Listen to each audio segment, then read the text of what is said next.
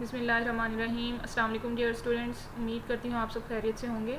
आज हमने plant systematics का लेक्चर नंबर 10 स्टार्ट करना है, that is about the morphology of stem. जैसे कि आप जानते हैं, हमने प्रीवियस लेक्चर में बेसिकली मॉर्फोलॉजी का चैप्टर स्टार्ट किया था। उसमें हमने कहा था कि हमने फ्लावरिंग प्लांट्स की मॉर्फोलॉजी को डिस्कस करना है। सबसे पहले हमने रूट की मॉर्फोलॉजी को देखा था, उसके स्ट्रक्चर को देखा था और उसकी हमने मॉडिफिकेशंस डिस्कस की थी। मीन्स किस किस तरह की रूट पाई जाती हैं और उनकी सब टाइप्स क्या हैं, उनकी एग्जांपल्स क्या क्या हैं, वो सब हमने जो है प्रीवियस लेक्चर्स में देख ली थी। आज हमने जो है एक नया पार्ट स्टार्ट करना है फ्लावरिंग प्लांट का, दैट इज़ स्टेम। ठीक है, स्टेम के बारे में देखते हैं। तो स्टेम, सबसे पहले स्टेम होती क्या है। स्टेम जैसे कि आप जानते हैं एक पार्ट है प्लांट का जो कि अबव द ग्राउंड ग्रो करता है। जैसे कि ये सरफेस है अगर ग्राउंड की, तो इस तरह से जो ऊपर पार्ट ग्रो करेगा दैट इज़ स्टेम। इसी तरह स्टेम से जो है बहुत सारी ब्रांचेस निकल रही होती हैं। तो वो ब्रांच जहाँ पर लीव ने ग्रो करना है, पर ये जो ब्रांचेस होती हैं यहाँ पर लीव्स ग्रो करते हैं, तो ऐसी ब्रांचेस जहाँ पर लीव्स ग्रो कर रहे होते हैं उसको आप शूट का नाम देते हैं। इसी तरह वो पोर्शन स्टेम का जहाँ से लीव्स ग्रो करना स्टार्ट करते हैं, जैसे कि यहाँ से जो ब्रांच निकली है वहाँ से स्टेम जो है लीव ग्रो करते हैं। इसी तरह सेकंड यहाँ से हो सकता है निकले, तो ये पोर्शन जहाँ से जो है वो लीव्स राइज करना शुरू करते हैं उसको आप नाम देते हैं नोड का। और एक नोड से दूसरे नोड का जो दरमियाना हिस्सा है उसको आप नाम देते हैं इंटर नोड। ठीक है, इसे आप क्या नाम दे रहे हैं, इंटर नोड। ठीक है, तो नोड ऐसा हिस्सा है जहाँ से लीव्स ने ग्रो करना स्टार्ट करना है और दो नोड के दरमियानी हिस्से को आप क्या नाम देते हैं, इंटर नोड। तो सबसे पहले हम स्टेम की डेफिनेशन देख लेते हैं क्या लिखी हुई है। The portion of the primary axis of the plant which develop from the plumule. अब प्लोम्यूल क्या है, प्लोम्यूल को भी हमने प्रीवियस लेक्चर में डिटेल में डिस्कस किया था। जो हमने कहा था कि डाइगोट्स प्लांट के जब सीड को आप देखते हैं तो उसके अंदर आपको दो पोर्शन नज़र आते हैं, first is plumule and second is radical. और हमने कहा था कि रेडिकल एक ऐसा पोर्शन है जहाँ से टैप रूट ग्रो करती है। ठीक है, रेडिकल है ये और ये प्लोम्यूल है। तो स्टेम क्या है, स्टेम एक ऐसा पार्ट है प्लांट का जो कि प्लोम्यूल से ग्रो करता है। और इसके अलावा वो एक्सिस जहाँ से लीव्स ग्रो करना स्टार्ट करते हैं उसको हम नाम देते हैं शूट का। और stem has nodes and inter node. और स्टेम में नोड भी होते हैं और इंटर नोड भी। जैसे कि ये ब्रांच निकल रही है तो इसको आप क्या नाम दे रहे हैं, यहाँ से ये नोड है, इसी तरह ये भी नोड है। तो एक नोड से दूसरे नोड का जो दरमियानी फासला है, दरमियानी हिस्सा है, उसको आप क्या नाम देंगे, इंटर नोड।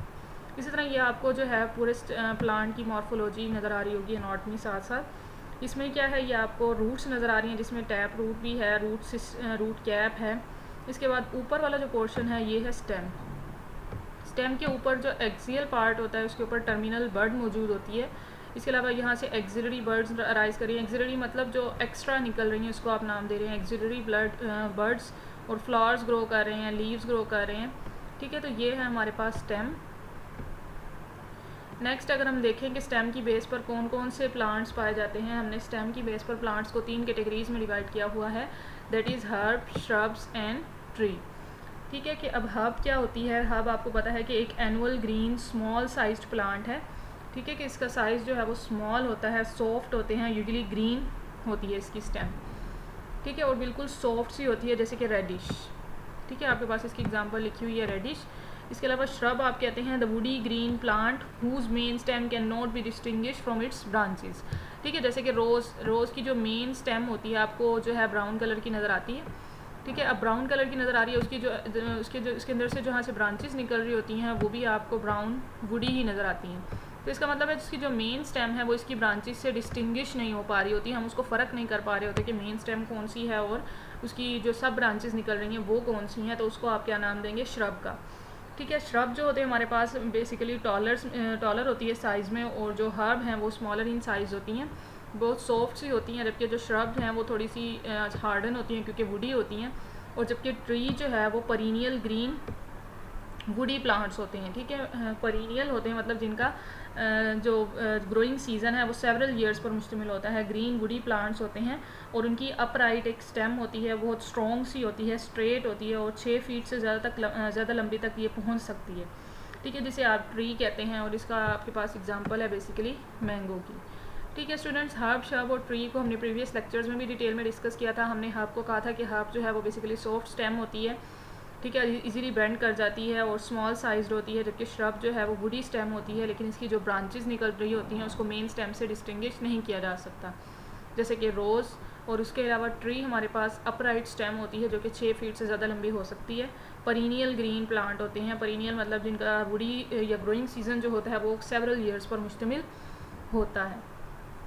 ठीक है, अब आपने ये देख लिया कि बेसिस ऑफ स्टेम की बेस पर हमने प्लांट्स को 3 कैटेगरीज में डिवाइड किया है। इसके अलावा मैं एक नाम ले रही हूँ परीनियल। तो परीनियल वो प्लांट्स होते हैं जिनका जो ग्रोइंग सीजन है वो सेवरल ईयर्स पर मुश्तमिल हो, उन्हें आप नाम देते हैं परीनियल का। इसी तरह कुछ प्लांट्स होते हैं बाइनियल। बाइनियल को हमने पिछले लेक्चर में भी डिटेल में डिस्कस किया था। बाइनियल ऐसे प्लांट होते हैं जिनका जो ग्रोइंग सीजन है वो 2 ईयर्स पर मुश्तमिल होता है। बाई आपको पता है 2 को कहते हैं। तो ऐसे प्लांट जिनका ग्रोइंग सीजन 2 ईयर्स पर मुश्तमिल हो, जिसमें एक सीज़न में वो लीव्स वगैरह ग्रो करते हैं और सेकंड सीज़न में जो है वो स्टोर फूड को यूटिलाइज़ करते हैं। ठीक है, कि एक सीज़न में अपनी स्टोर फूड जो है वो, जैसे आप ट्यूबरस आपने रूट्स पढ़ी थी, तो एक सीज़न में वो जो है टैप रूट्स, ये ट्यूबरस रूट्स जो होती हैं वो बेसिकली अपना फूड को स्टोर करते हैं और सेकंड सीज़न में उसी फूड को यूटिलाइज़ करते हैं। ठीक है, इसे आप क्या कहते हैं, बाइनियल प्लांट्स। और कुछ ऐसे प्लांट्स भी होते हैं जो एनुअल होते हैं, मतलब उनका ग्रोइंग सीजन सिर्फ 1 साल पर मुश्तमिल होता है। ठीक है स्टूडेंट्स, तो ये हमने डिस्कस की प्लांट्स की categories. On the basis of stem हमने कहा कि 3 कैटेगरीज हैं, हर्ब, शब और ट्री। फिर उसके बाद हमने डिस्कस की on the basis of years. ठीक है, कि उनका ग्रोइंग सीजन के बेस पर हमने प्लांट्स को 3 कैटेगरीज में डिवाइड किया कि ऐसे प्लांट जिनका ग्रोइंग सीजन सेवरल ईयर्स पर मुश्तमिल होता है उन्हें हम नाम देते हैं परीनियल। ऐसे प्लांट जिनका ग्रोइंग सीजन सिर्फ 2 सालों पर मुश्तमिल होता है उन्हें आप नाम देते हैं बाइनियल। और ऐसे प्लांट जो सिर्फ 1 साल में अपनी ग्रोथ मुकम्मल कर लेते हैं उन्हें आप नाम देते हैं एनुअल। ठीक है स्टूडेंट्स, तो ये थी हमारे पास प्लांट्स की कैटेगरीज। नेक्स्ट है हमारे पास डिस्क्रिप्टिव टर्म्स ऑफ स्टेम्स। ठीक है, स्टेम्स को हम स्टेम को जो मुख्तलिफ कैटेगरीज़ में डिस्क्राइब करते हैं उसको हमने देखना है। तो कुछ स्टेम्स ऐसी होती हैं जो हर्बेशियस होती हैं। हर्बेशियस मतलब जैसे कि हर्ब, लफ्ज़ हर्ब से निकला है, तो हर्ब आपने कहा था कि ऐसे प्लांट्स हैं जिनकी स्टेम बहुत ज़्यादा सॉफ्ट होती है। तो इसका मतलब है हर्बेशियस स्टेम वही होगी जिसकी स्टेम जो है बहुत ज़्यादा सॉफ्ट होगी, ग्रीन स्टेम होगी, ब्राउन नहीं होगी बल्कि ग्रीन होगी और बहुत ज़्यादा सॉफ्ट होगी, जिसकी वजह से ये ईज़िली बेंड कर जाएगी। ठीक है, सॉफ्ट है तो इसलिए इजीली बेंड कर जाती है।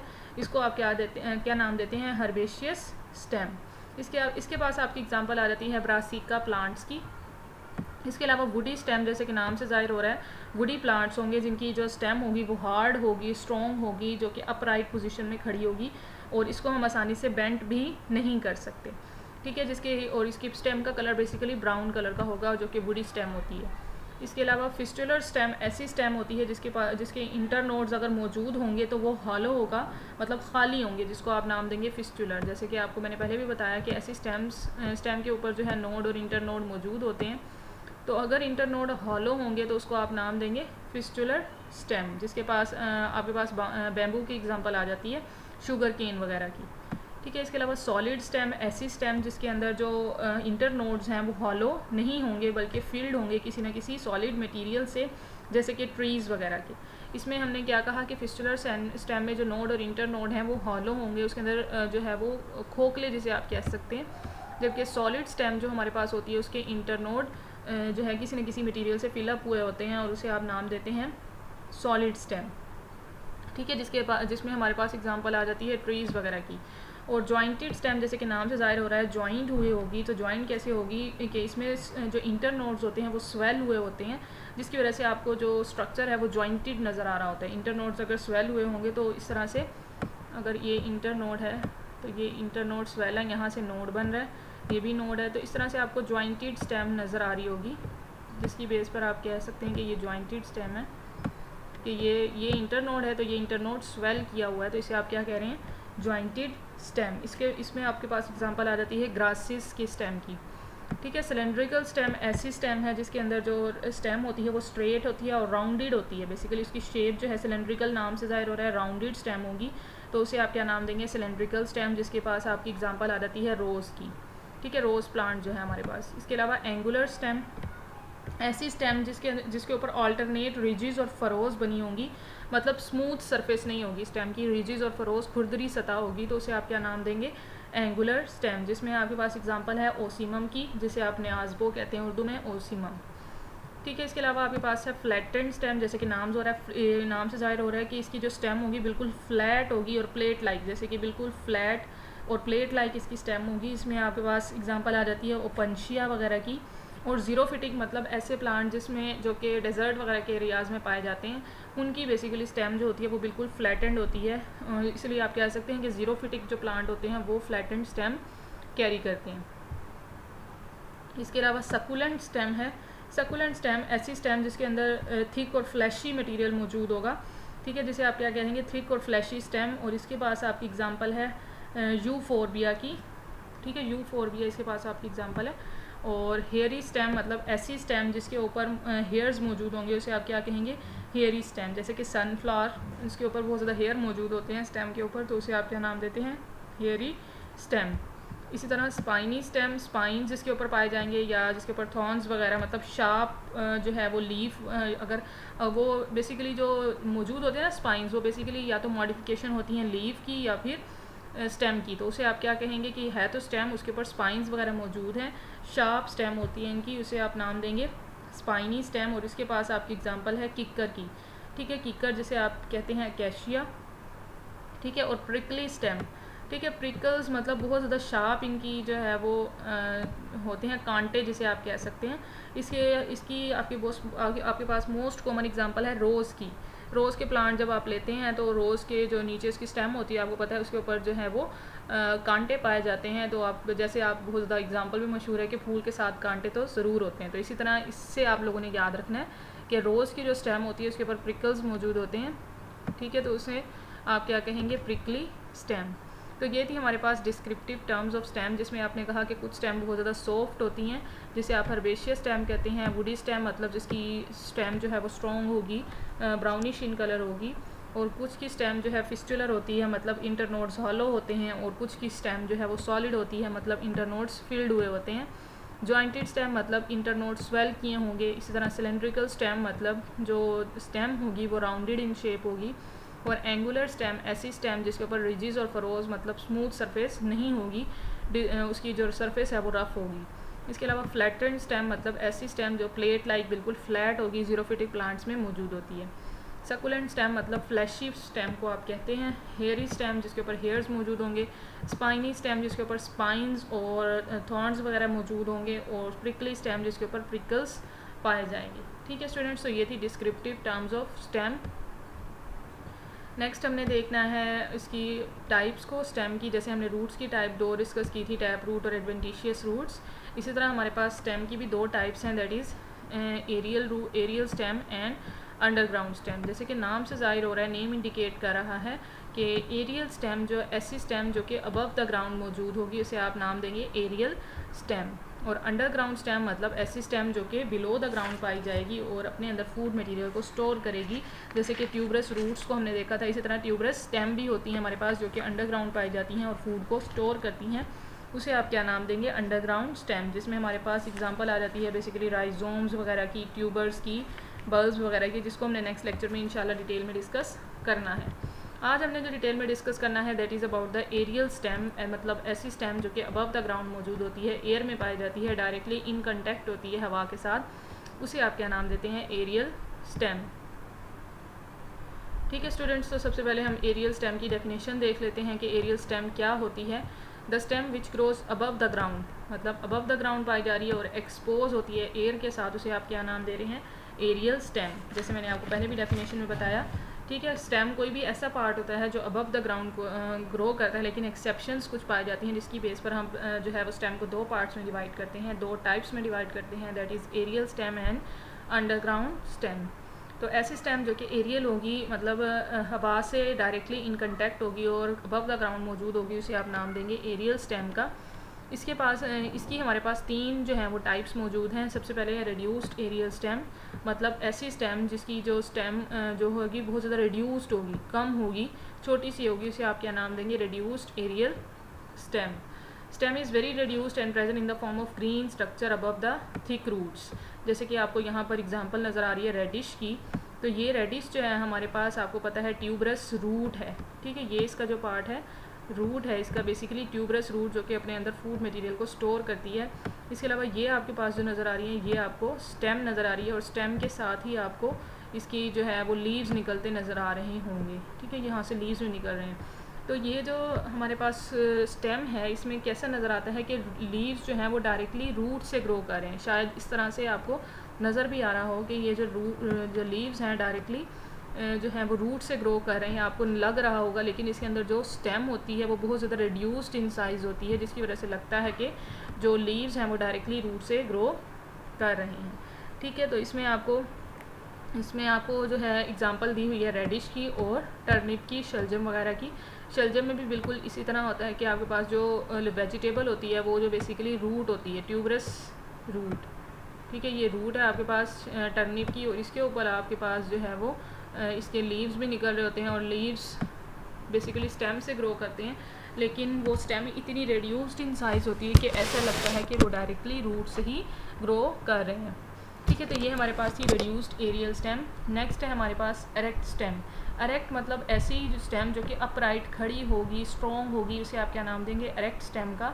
स्टेम इज़ थिक, बहुत ज़्यादा थिक होती है और स्ट्रॉन्ग होती है, जैसे कि ट्रीज़ वगैरह की स्टेम आपको बहुत ज़्यादा नज़र आती है। इस तरह से जो है वो ब्राउन कलर की आपको एरेक्ट स्टेम नज़र आती है, और यहाँ से आपके पास इसकी ब्रांचेस निकल रही होती हैं। तो ये जो आपके पास ब्राउन चीज़ नज़र आ रही है आपको, उसको आप क्या नाम देंगे? एरेक्ट स्टेम का। नेक्स्ट है हमारे पास वीक स्टेम। ठीक है, weak stems are much weak, मतलब बहुत ज़्यादा वीक होती हैं, थिन होती हैं। They are unable to grow erect, और ये आसानी से जो है वो अपराइट खड़ी नहीं हो सकती, इनको किसी न किसी जो है वो सहारे की ज़रूरत पड़ती है, किसी न किसी सपोर्ट की ज़रूरत पड़ती है। ठीक है, तो इसे आप क्या कहते हैं? Basically weak stem. और बेसिकली इसी वजह से हमने वीक स्टेम को कुछ कैटेगरीज़ में डिवाइड किया है कि वो किस तरह से सपोर्ट ले रही हैं, किस तरह से वो ग्रो कर रही हैं। ठीक है, तो इसको हमने दो कैटेगरीज़ में डिवाइड किया हुआ है। Plants are divided into different groups on the basis of structure of their weak stem. Weak stem की बेस पर हमने कहा है कि कुछ ऐसे प्लांट्स हैं मतलब जिनकी स्टेम जो है वो क्लाइंबर्स होते हैं, मतलब क्लाइंबिंग के तौर पर यूज़ होती हैं, और ट्रेलर प्लांट मतलब जो ज़मीन पर ट्रेल कर रहे होते हैं, हॉरिजॉन्टली ग्रो कर रही होती है स्टेम, तो उसे आप क्या नाम देंगे? Trailer plants. ठीक है, वीक प्लांट्स की अब हमने दो कैटेगरीज बना ली, क्लाइंबिंग प्लांट्स और ट्रेलर प्लांट्स। क्लाइंबिंग प्लांट जो कि अपवर्ड ग्रो तो करेंगे, लेकिन उन्हें किसी न किसी सहारे की ज़रूरत पड़ेगी, या तो वो वॉल हो सकती है या वो कोई दूसरा प्लांट हो सकता है, कोई भी ऐसी सपोर्ट हो सकती है जो उन्हें अपराइट ग्रो करने में हेल्प करे। जबकि ट्रेलर प्लांट्स ऐसे प्लांट हैं जो ज़मीन की सतह के साथ साथ ग्रो करते हैं, हॉरिजॉन्टली ग्रो करते हैं, उन्हें आप क्या नाम देंगे? Trailer plants. ठीक है, तो इसकी हम सबसे पहले क्लाइंबिंग प्लांट्स को डिस्कस कर लेते हैं। क्लाइंबिंग प्लांट की डेफिनेशन देखते हैं। These plants have week and cylinder stem. ठीक है, वीक स्टेम तो हमने पहले भी कहा कि इसकी स्टेम जो है वीक होगी, सिलेंडर मतलब बहुत पतली सी होगी, थिन सी होगी, इसे आप क्या नाम देंगे? Climbing plants. Therefore they adopt different methods to get support. ठीक है, कि इसकी वजह से बहुत ज़्यादा वीक है, सिलेंडर है, तो ये अपराइट ग्रो करने के लिए मुख्तलिफ़ तरह की सपोर्ट का सहारा लेती है, मतलब मुख्तलिफ़ तरह की सपोर्ट की मदद से ये ऊपर की तरफ ग्रो करती हैं। तो वो जो भी ये सहारा लेंगी, जिस भी सपोर्ट को ये कैरी करेंगी, उसकी बेस पर हमने मज़ीद इनकी कैटेगरीज़ बनाई हुई हैं। तो सबसे पहले कैटेगरीज़ है हमारे पास ट्विनर्स। ठीक है, ट्विनर जैसे कि नाम से ज़ाहिर हो रहा है कि ऐसे प्लांट जिनकी स्टेम जो है वो कॉइल हो जाएगी, ट्विन हो जाएगी। ट्विन कहते हैं ट्विस्ट हो जाना, जैसे आप अपने जैसे हेयर के कर्ल्स आप लोगों ने देखे होंगे, कर्ल बनाते हैं आप लोग। ठीक है, तो इसी तरह से ये ट्विस्ट होती रहती है। इसी तरह से ये जैसे अगर कोई प्लांट है तो उसके इर्द गिर्द जो है ये स्टेम ट्विस्ट होती रहेगी। जैसे इसके पास आपकी एग्जांपल है कस्कूटा की। तो कस्कूटा को आपने पहले भी डिस्कस किया था कि कस्कूटा जो है वो बेसिकली पैरासिटिक रूट है। जब हमने रूट को डिस्कस किया था, एडवेंटिशियस रूट्स को, तो हमने कहा था कि कुछ रूट्स पैरासिटिक भी होती हैं, मतलब ऐसी रूट्स जो कि दूसरे प्लांट पर ग्रो कर रही होती हैं, दूसरे प्लांट्स के सपोर्ट जो है ले रही होती हैं, उसे आप नाम देते हैं पैरासिटिक रूट। जिसमें आपने एग्जांपल भी देखी थी कस्कूटा की। तो आपने ऐसा भी कहा था कि कुछ प्लांट जो हैं वो कम्प्लीटली पैरासिटिक होते हैं और कुछ जो है इनकम्प्लीट पैरासाइट्स होते हैं।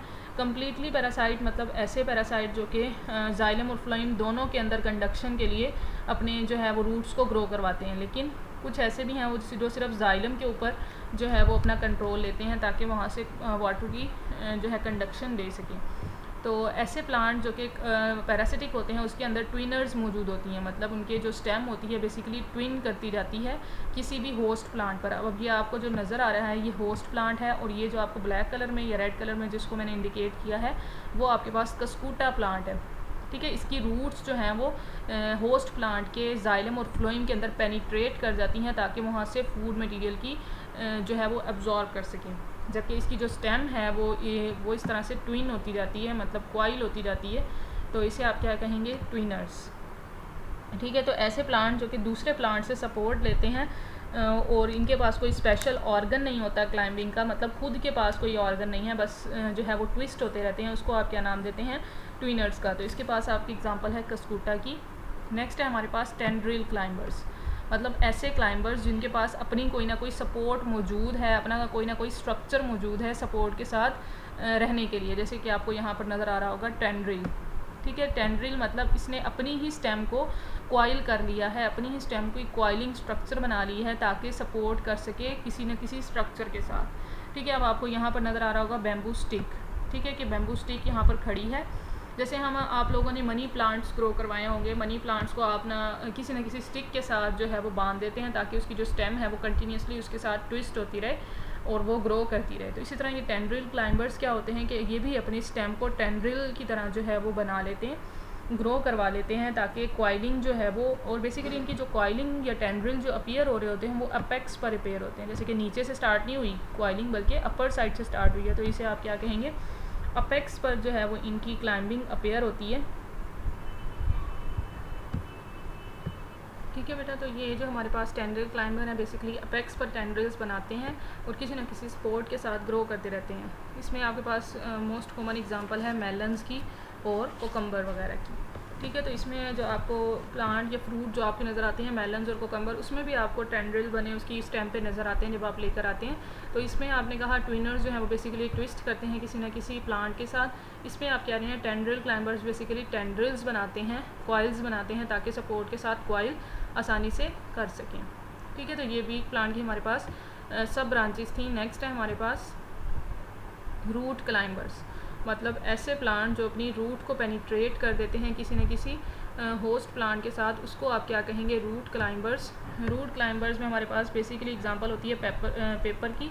इसमें क्या है, these plants attach to the supports by means of their small adventitious roots. जैसे आपने प्रीवियस लेक्चर में एडवेंटिशियस रूट्स को डिस्कस किया था, तो आपने कहा था कुछ ऐसे प्लांट्स भी हैं जिसमें आपने क्लाइंबर्स को बेसिकली डिस्कस किया था। आपने कहा था क्लाइंबिंग रूट्स भी होती हैं, ऐसी रूट्स जो कि क्लाइंबिंग में हेल्प करती हैं, प्लांट्स को क्लाइंब करने में हेल्प करती हैं, उसको आप क्या कहते हैं, क्लाइंबर्स। तो उसी को हमने इसमें दोबारा से डिस्कस करना है, मतलब ऐसी रूट्स जो कि होस्ट प्लांट को के साथ जो है वो रूट्स को अपनी पेनिट्रेट करवा लेती हैं ताकि रूट उसको जो है वो कैरी करने में हेल्प करे, मतलब उसको सपोर्ट देने में हेल्प करे। तो उसे आप क्या कहेंगे, क्लाइंबिंग रूट्स। और उसमें आपके पास जो है वो रूट्स होती हैं वो फिर्मली अटैच हो जाती हैं प्लांट के साथ या किसी भी सपोर्ट के साथ, और कोई ना कोई स्टिकी मटेरियल जो है वो सिक्रीट करती हैं ताकि वहाँ से अटैच रह सकें, जिसमें आपने मनी प्लांट को भी डिस्कस किया था। ठीक है, मनी प्लांट में आपने कहा था कि कोई भी मनी प्लांट की जो स्टेम होती है उसके अंदर बेसिकली रूट्स ग्रो करती हैं पहले किसी स्टेम के साथ अटैच होने के लिए। ठीक है, तो इसमें आपने जो प्रीवियस लेक्चर अगर आपको वो अच्छे से समझ आ गया तो ये भी आप लोगों को अच्छे से समझ आ जाएगा। ठीक है, नेक्स्ट है हमारे पास हुक क्लाइंबर्स। हुक क्लाइंबर्स है हमारे पास, मतलब नाम से जाहिर हो रहा है कि ये अपनी क्लाइंब करने के लिए किसी भी सपोर्ट के साथ हुक को डिवेलप करेंगी। हुक लाइक स्ट्रक्चर, इस तरह से हुक लाइक स्ट्रक्चर डिवेलप होंगे ताकि किसी न किसी सपोर्ट के साथ ये ग्रो कर सकें, चाहे वो बॉल हो या कोई भी सपोर्ट होगी उसके साथ ये आसानी से कर्व हो जाएंगे। तो उसे आप क्या नाम देंगे, हुक क्लाइंबर। जिसके पास आपकी एग्जांपल है बोगेनवेलिया की। ये बहुत कॉमन जो आपको प्लांट घरों में नज़र आता है बाहर दीवारों पर, तो उसको आप क्या कहते हैं, बोगेनवेलिया। और वो आपको पता है किसी न किसी सपोर्ट के साथ ग्रो करता है और इसे आप क्या नाम दे रहे हैं, हुक क्लाइंबर। ठीक है, तो स्टूडेंट्स ये हमारे पास जो है वीक प्लांट्स की कैटेगरीज थी, जिसमें हमने कहा कि कुछ ऐसे प्लांट्स हैं जो कि बेसिकली रूट क्लाइंबर्स होते हैं, कुछ हुक क्लाइंबर्स होते हैं और कुछ टेंड्रिल और कुछ ट्विनर्स होते हैं। इसकी आप लोगों ने एग्जांपल्स अच्छे से याद रख लेनी है। नेक्स्ट कैटेगरी है हमारे पास ट्रेलर प्लांट्स की, मतलब ऐसे प्लांट जो ज़मीन के साथ ग्रो कर रहे होते हैं, ज़मीन की सरफेस के साथ, उसे आप क्या नाम देते हैं, trailer plants. In these plant the stem spread out और ट्रेल ऑन द ग्राउंड। जैसे कि आपको यहाँ पर नज़र आ रहा होगा कि स्टेम जो है वो ट्रेल कर रही है, ग्रो कर रही है ज़मीन के साथ साथ, उसे आप क्या नाम देते हैं, ट्रेलर प्लांट। जैसे यहाँ पर भी आपको नज़र आ रहा है ये स्टेम जो है वो ग्रो कर रही है ज़मीन के साथ साथ। इसमें हमारे पास जो है मज़ीद सब टाइप्स हैं। सबसे पहले क्रीपर, मतलब ऐसी प्लांट जो क्रीप करेगी ज़मीन के साथ साथ, उसे आप क्या नाम देंगे, क्रीपर। और इसकी जो स्टेम होती है बहुत वीक होती है, थिन स्टेम होती है। मेन स्टेम जो होती है वो ग्राउंड के साथ साथ क्रीप करती है और एडवेंटिशियस रूट ज़मीन के अंदर ग्रो करवाती है। जैसे कि आपको इसकी जो प्लांट की जो नज़र आ रहा है, इसकी जो रूट्स होंगी वो एडवेंटिशियस होंगी, जो ज़मीन के अंदर ग्रो करेंगी, लेकिन जो इसकी स्टेम है वो ज़मीन के साथ साथ क्रीप करेगी, जैसे कि जिसमें आपके पास एग्जांपल है ग्राउंड ईवी की, ठीक है। और इसके अंदर नोड्स और इंटर नोड्स भी मौजूद होते हैं, जैसे कि ये आपको पार्ट नज़र आ रहा है इंटर नोड का, और ये नोड नज़र आ रही है जहाँ से जो है वो लीफ निकल रहे हैं। नेक्स्ट है आपके पास रनर प्लांट। रनर मतलब ऐसा प्लांट जो ज़मीन के साथ साथ जो है वो रन करेगी उसकी स्टेम, तो उसे आप क्या कहेंगे, रनर प्लांट, मतलब सरफेस के साथ साथ ग्रो करता है। इसे आप क्या कह रहे हैं, क्रीपिंग प्लांट, मतलब इसकी जो स्टेम होती है वो स्मूथ नहीं होती, क्रीप कर रही होती है, जबकि इसकी जो स्टेम है वो क्रीप नहीं कर रही होती बल्कि अलोंग द ग्राउंड रन कर रही होती है। उसे आप क्या कहेंगे, रनर प्लांट, जिसमें आपके पास एग्जाम्पल है ग्रासेस की, ठीक है। ग्रासेस वगैरह की इसमें आप की एग्जाम्पल आ जाती है सरफेस के साथ ग्रो करने वाले प्लांट्स की। नेक्स्ट है हमारे पास स्टोलोन, ठीक है। स्टोलोन ऐसी जो है वो प्लांट्स होते हैं जिसके अंदर जो है वो स्टेम एलोंगेटेड होती है, और जैसे ही एलोंगेट करेगी तो थोड़ी सी ज़मीन के साथ जो है वो ग्रो करना शुरू कर देगी, मतलब बेंड कर देगी डाउनवर्ड, और सॉइल के अंदर एंटर हो जाएगी, जिसमें आपके पास एग्जांपल है जैस्मीन की, जैसे आपको यहाँ पर नज़र आ रहा है कि स्टेम जो है वो एलोंगेटेड जो है वो रन तो करती है थोड़ी सी, जैसे ये एलोंगेट हो रही है, लेकिन जैसे ही ये एलोंगेट करना स्टार्ट करेगी तो ये बेंड कर देगी डाउनवर्ड, और डाउनवर्ड जैसे ही जाएगी तो ज़मीन के अंदर जाकर रूट्स ग्रो करना स्टार्ट कर देगी, और यहाँ से जो है वो नए जो है लीफ ग्रो होना स्टार्ट कर देंगे। तो इसे आप क्या कहेंगे, स्टोलोन, ठीक है, कि अंदर जो है वो ज़मीन के साथ टच हो जाती है, इसे आप क्या नाम देते हैं, स्टोलोन का। नेक्स्ट है आपके पास ऑफसेट। इसमें क्या है, हमारे पास ये जो शॉर्ट और थिक स्टेम होती है वो थोड़ी सी एलोंगेटेड रन करती है, और नीचे जो है वो एडवेंटिशियस रूट ग्रो करना स्टार्ट कर देती है, और वहाँ से एक कंप्लीट प्लांट जो है वो ग्रो करता है। इसमें हमने कहा था कि लीव्स ग्रो करते हैं, मतलब स्टेम लाइक स्ट्रक्चर, ये अलग से प्लांट नहीं निकलता, ये सेम प्लांट होते हैं दोनों, जबकि इसमें ये अलग प्लांट है, ये अलग प्लांट ग्रो करना स्टार्ट कर देता है, क्योंकि इसके अंदर एडवेंटिशियस रूट्स बहुत ज़्यादा नॉर्मली तरीके से जैसे अलग प्लांट की बनती हैं वो इस तरह से बनना स्टार्ट हो जाती हैं, और वहाँ से एक कम्प्लीट प्लांट निकलता है, जिसे आप क्या नाम देते हैं, ऑफसेट, ठीक है। इसमें आपके पास एग्जांपल है एगिव की। नेक्स्ट है हमारे पास सक्कर प्लांट, मतलब ऐसा प्लांट जिसके अंदर जो स्टेम ग्रो कर रही होती है अंडरग्राउंड, वहाँ से एक एक्सिलरी बर्ड निकलती है। एक्सिलरी बर्ड, जैसे मैंने आपको पहले भी बताया था कि एक्सिलरी बर्ड ऐसी बर्ड है जो कि एक्स्ट्रा होती है, लेटरल बर्ड जिसे आप कह सकते हैं, जैसे कि ये मेन स्टेम जो है वो निकल रही है, लेकिन यहाँ से एक एक्स्ट्रा मतलब लेटरल बर्ड निकलती है जो कि ज़मीन से ऊपर की तरफ चली जाती है। ये ज़मीन के नीचे से निकली है लेकिन अबव द ग्राउंड जाती है, और वहाँ से जो है वो मज़ीद जो है वो लीफ ग्रो करना स्टार्ट कर देते हैं, न्यू प्लांट वहाँ से बनना शुरू हो जाता है, जिसे आप क्या नाम देते हैं, सक्कर प्लांट, जिसमें आपके पास एग्जांपल है मिंट की, ठीक है। तो इसमें कुछ को हमने कहा कि वो क्रीपर्स होते हैं, मतलब ज़मीन के साथ साथ क्रीप कर रहे होते हैं, कुछ रनर होते हैं जो ज़मीन के साथ ग्रो करते हैं, और कुछ जो है वो स्टोलोन प्लांट है। स्टोलोन मतलब ऐसे प्लांट जिनकी जो स्टेम है वो एलोंगेट होगी, बेंट होगी, और दोबारा से सरफेस पर आएगी, और वहाँ से लीफ ग्रो करना शुरू कर देंगे। और कुछ स्टेम जो होती हैं वो ऑफसेट होती हैं, मतलब यहाँ से एक स्टेम जो है वो निकली है तो उसने अपना नया प्लांट बनाया है, लेकिन वही स्टेम जो है वो ज़मीन के साथ दोबारा एंटर होगी ज़मीन के अंदर, और वहाँ पर मज़ीद अपनी एडवेंटिशियस रूट्स बनाना शुरू कर देगी, और वहाँ से एक नया प्लांट ग्रो हो जाएगा, जिसे आप क्या नाम देंगे, ऑफसेट। और इसमें हमने सक्कर में क्या कहा कि ऐसा प्लांट जिसकी मेन स्टेम तो होती है लेकिन उसके अंदर से एक एक्स्ट्रा स्टेम मतलब लेटरल स्टेम निकलती है, और वो ज़मीन के अंदर अपनी रूट्स भी बना लेती है, मतलब एक प्रॉपर प्लांट बनाने की जो है वो तैयारी हो जाती है, और वहाँ से एक कंप्लीट प्लांट ग्रो करता है, जिसे आप क्या नाम देते हैं, सक्कर प्लांट का। ठीक है स्टूडेंट्स, तो ये थी हमारे पास कैटेगरीज स्टेम की, जिसमें हमने बेसिकली डिस्कस की दो कैटेगरीज, एरियल स्टेम और हमारे पास अंडरग्राउंड स्टेम थी, लेकिन अंडरग्राउंड स्टेम को हम नेक्स्ट लेक्चर में इंशाल्लाह डिटेल में डिस्कस करेंगे। आज हमने एरियल स्टेम को देखा, जिसमें हमने कहा कि एरियल स्टेम की 3 कैटेगरीज होती हैं। रिड्यूस्ड एरियल स्टेम, जिसके अंदर जो स्टेम है वो बहुत शॉर्ट सी होती है, जैसे कि रेडिश, और एरेक्ट स्टेम जो कि वुडी प्लांट्स में पाई जाती है, और वीक स्टेम जो कि बेसिकली क्लाइंबर प्लांट में मौजूद होती है, और हमने इसको 2 कैटेगरीज में डिवाइड किया था, क्लाइंबिंग प्लांट और ट्रेलर प्लांट। ठीक है स्टूडेंट्स, तो उम्मीद करती हूँ आपको ये लेक्चर अच्छे से समझ आ गया होगा। कोई भी प्रॉब्लम हो तो आप लोग मुझसे डिस्कस कर सकते हैं नेक्स्ट लेक्चर के लिए। Best of luck, thank you so much, अल्लाह हाफिज़।